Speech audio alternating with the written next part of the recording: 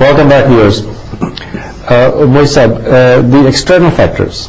What have been the primary external factors responsible for thwarting the realization of democracy in our institutions? We know that Iran has a democratic system. We know that Turkey now is democracy. When George Bush wanted to go into Iraq and bomb the Iraqi bases, he asked the Turks whether he could get the bases. And the Turks said, well, we have to ask the people. The people said no. Same thing happened. He came to bomb our brothers in Afghanistan. Can I have the bases? And our general had willy-nilly, somehow or the other, gave him the bases. Now, against the public approval, the dictatorships have suited the systemic powers of the world. And has that not been a significant issue in thwarting the democratic structures in Pakistan? That's absolutely true. I think we also must keep in mind that if it is only one person who has to be influenced, he can be influenced by many, by a very little pressure. But where there is an institute, and an institute based on, a public participation, it will be more difficult for any power to influence that system. So I would say that it is true that they have been used, but it would be almost out of my domain to comment on how it has been done or who's been doing it. But unfortunately, I would, rather than request the external factors to stop influencing, I think our concentration has to be on why did we get influenced. Unless we diagnose the problems that we have, we cannot overcome them. And in every nation, through its own, whatever its moral standing is, it has a right to influence others. It has a right to influence others as much as as long as we were a superpower. Does it have the right to meddle into your levels up to the district level? Usually power has a right to do anything. It is not a case of morality. Any powerful nation can influence you if you don't have the power to stand up against it. So if we are not in a position to stand up against any other nation, I think then we are a football that has to be kicked around. So unless we are willing to allow time to establish our institutions, this is not going to stop. But so now we're counting on the character, on the strength of the character of one or a few individuals. So if the whole nation is to succumb in front of any big nation. But you feel that we should have the wherewithal to stand up to forces such as the United States and NATO in this area? You see, a Turkish state, for instance, cannot fight the Americans, but they have a system that would stand up against them. Right. So we don't even have, we didn't have that system. Okay, all right. Kristen, why does the United States, whose own government's ultimate source of legitimacy comes from democracy, why is it in a habit of every so often, every so many years, in a habit of raiding smaller nations? Of South America, of Iraq, Afghanistan, and so forth. This is a perception from the Muslim world, that the U.S. is resource hungry and is trigger happy, and therefore it has necessitated subverting of democratic regimes around the world. Is that a view that is without any justification in your opinion, or does it have some basis? And personally, I think that view is. It's hyperbolic. I mean, the reality is, your point is absolutely spot on. States do what they can do to exert their national interest. Pakistan has a long history of maneuvering in Afghanistan because it feels that it has supreme national interest in Afghanistan. And it began doing so not in 1979. It began doing so as soon as basically Afghanistan says we don't really want to honor Pakistan's admission to the UN. So all states do this. Each state has its own sphere of influence where its absolute integral national security issues are at play. So obviously for Pakistan, that's going to be Afghanistan, that's going to be Iran, that's going to be India, the Straits of Hormuz. So all states do this where they can. I think what's particularly interesting in the case of U.S.-Pakistan relations is that there is this incredibly dubious narrative that goes on both sides. It's almost ossified idiocy. Pakistanis will frequently point to lack of U.S. perfidy.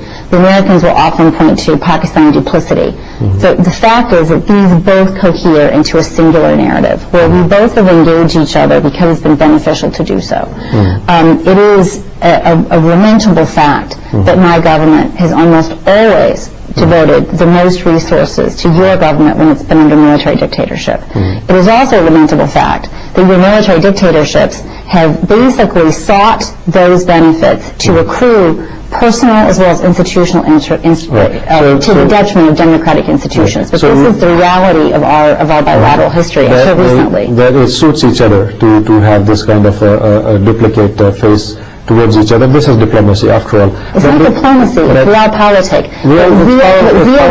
What Zia got from us under the guise of fighting the Soviet menace was an opportunity to expand his army, almost doubling it really, to enable it to deal with India. Under Ayub Khan, he was able to rehabilitate an army that had been decimated through partition.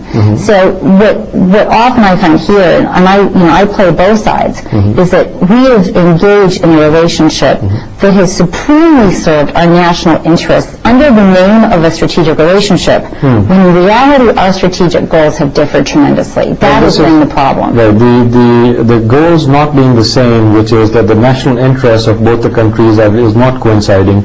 If it is crossing path, has the United States played any role in thwarting the democratic process in Pakistan? I don't, this is an interesting question. As you know, I deal with the policy community quite a bit. This is, sometimes it happens, the history is such that this has been an enormous, what economists would call a negative externality. I don't think that the U.S. policy was ever, we want to thwart democracy. The overlap of history with U.S. strategic interests and Pakistan strategic interests have always coincided during periods of military rule. Now, it is absolutely the case that my government has bolstered military rule, but we have never, in the case of Pakistan, brought a military dictator to be. When the military dictator has come to power in this country, on its own, it has also done so with the complete acquiescence and indeed participation of civilian institutions. The Supreme Court, they validate it. Those that refuse to take oath are tossed out, and essentially the Supreme Court is now stacked with general loyalists. The political parties are cannibalized as a party. You name a civilian institution.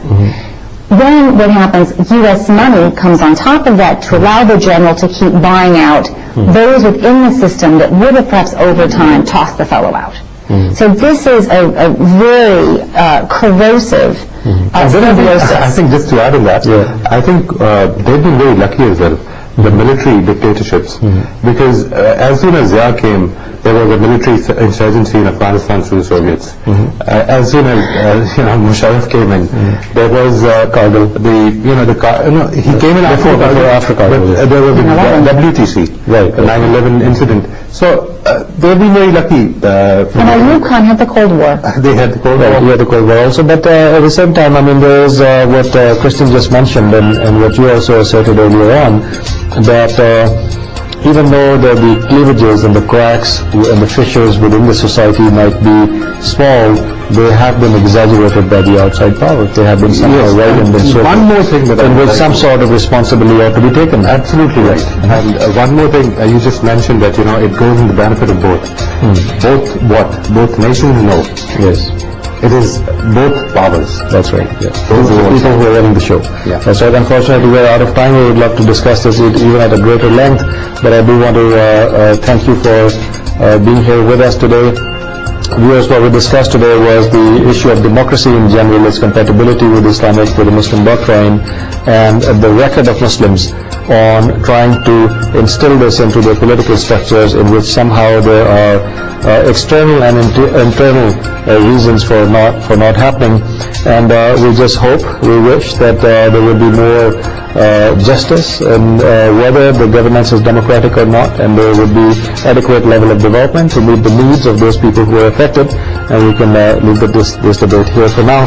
Maratib, thank you very much for being here. It was lovely to have you and meet you after a long time. Kristen, again, welcome to Pakistan again, and it was lovely to have your discourse. We would like to have you again on the security issues of Pakistan. And we'll be back next week, viewers. Thank you. Khuda Hafiz.